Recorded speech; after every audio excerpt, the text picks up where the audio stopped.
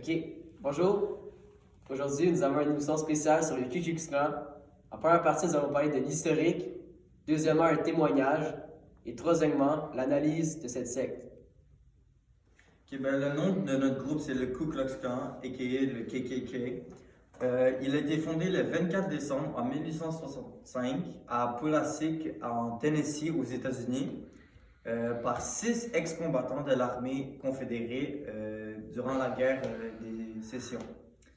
Ces 6 étaient Nathan Bedford Forrest, James R. Crow, John C. Lester, J. Calvin Jones, Frank O. McCord, puis Richard R. Reed. Les 6 fondateurs sont des ex-combattants que j'ai mentionnés qui ont fait partie de la guerre des sécessions. Le plus reconnu devrait être Nathan Bedford Forrest. Il est devenu le premier grand sorcier du Ku Klux Klan. Il y a eu même une statue de lui aux États-Unis, mais sauf elle a été enlevée à cause de toutes les actions que le KKK a fait, etc. Les origines du KKK viennent du 13e et du 14e amendement de la Constitution des États-Unis. Il y a eu plusieurs événements marquants, mais il y en a 2 que je vais vous lister. Il y a le dimanche sanglant qui est arrivé le 15 septembre 1963. C'est 2 jeunes filles afro-américaines qui sont dans un sous-sol d'une église pratiquant leur religion. Puis environ vers 10h22 le soir, il est dit qu'il y a une bombe qui a été placée par le membre du KKK et qui a tué les jeunes qui ont été réfugiés dans ce bâtiment-là. Un autre événement qui s'est passé, c'est les meurtres du Freedom Summer de 1964. Dimanche le 21 juin 1964, 3 jeunes étudiants afro-américains et 2 blancs se font arrêter par un membre du KKK et il les emmena loin et les assassina. Un de leurs amis, il a signalé à la police qu'il était pas là. Puis là, après ça, la police a décidé de faire une enquête. Mais le général Robert Kennedy a décidé d'investiguer aussi. Et il découvre plein de corps différents, dans une des autos qui a été découverte, avec plus de 400 marins qui, eux aussi, étaient là pour faire les recherches. Puis après ça, une fois qu'ils ont découvert que c'était le KKK, le FBI a pris contrôle et puis il a interrogé une vingtaine de membres du KKK. Puis comme on peut tout le savoir, toutes leurs attaques qui se passent le dimanche, la plupart dans le fond. Puis on a eu plusieurs autres aussi attaques sur des Afro-Américains. Les méthodes qu'ils utilisent pour attirer du monde pour rentrer dans leur secte, maintenant dans ce temps-ci, ils utilisent une nouvelle méthode qui est de mettre des bonbons de chocolat ou des barres de chocolat aux portes des enfants vers tôt le matin, vers 6h du matin. Comme ça, quand ils sortent pour aller dans l'autobus, ils le voient puis ils ne le résistent pas avec une petite note qui dit que le KKK c'est un des meilleurs trucs puis ça va aider pour régler les problèmes. Puis leurs principales croyances ce sont des suprémacistes blancs, des nationalismes blancs, des extrémismes protestants, italophobie, opposition à l'immigration, nordicisme, racisme anti-noir, conspirationnisme, nativisme, anti-anticisme, anti-catholicisme, anti-communisme, anti-féminisme, anti-sionisme et antisémitisme.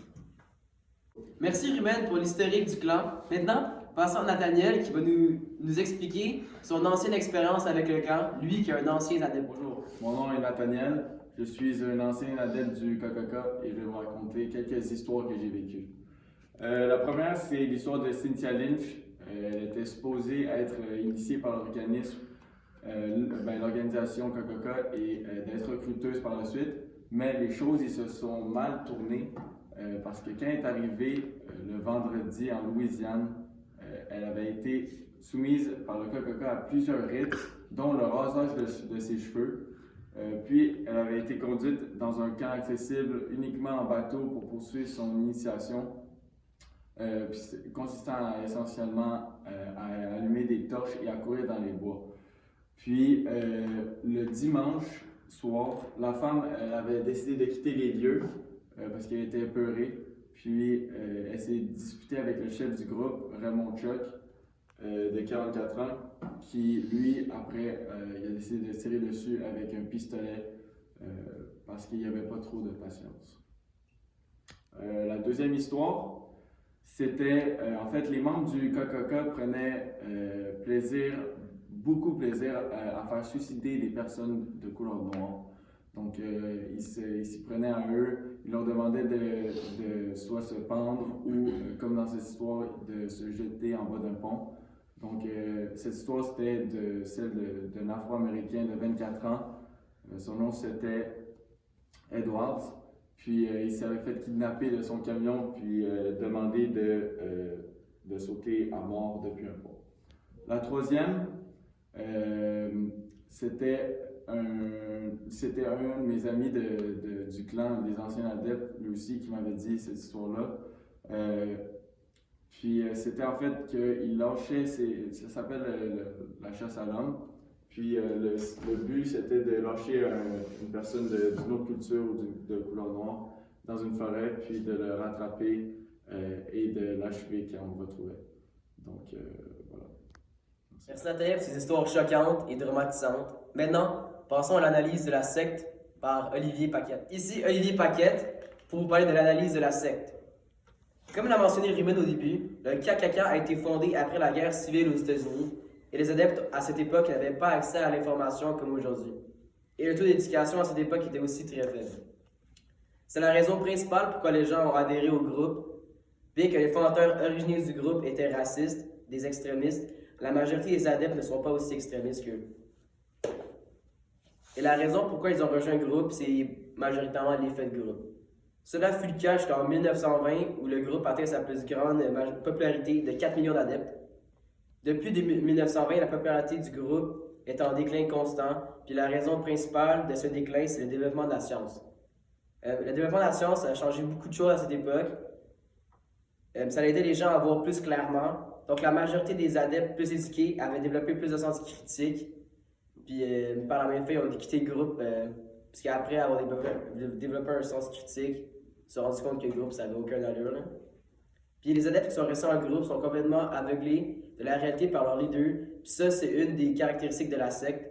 Les leaders qui sont appelés les Grand Wizards ou Imperial Wizards, ça, c'est les leaders de chaque secte, on va dire, du KKK, communiquent avec leurs adeptes comme s'ils avaient la vérité absolue, puis ils démonisent la société extérieure. Puis dans ce cas-ci, la société extérieure, c'est la communauté afro-américaine, puis les Noirs, dans le fond. Merci d'avoir écouté ce reportage et un grand merci à Nathaniel qui était venu ici pour raconter ces histoires plutôt choquantes. Et à bientôt pour de nouvelles histoires.